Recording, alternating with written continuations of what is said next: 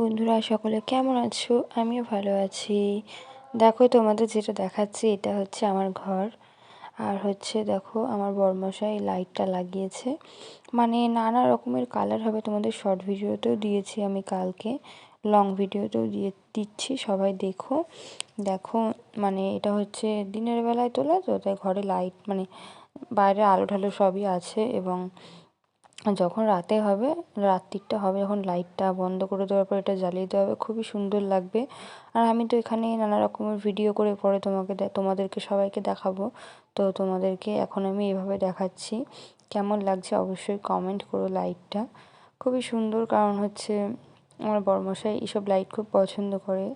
তো আমার ঘরে লাগিয়েছে, বলছে তোমাকে আমি এত সুন্দর একটা লাইট দেখাবো, দেখবে ঝাড়বাতি লাগিয়েছি। তা আমি বললাম আচ্ছা, তা ভিডিও করে আমায় পাঠিয়েছে।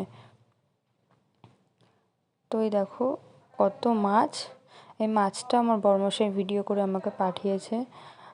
ও বললো কি এখানে নাকি শোল মাছ আছে, কই মাছ আছে, বাট আমি ভালো করে মাছটা চিনতে পারছি না।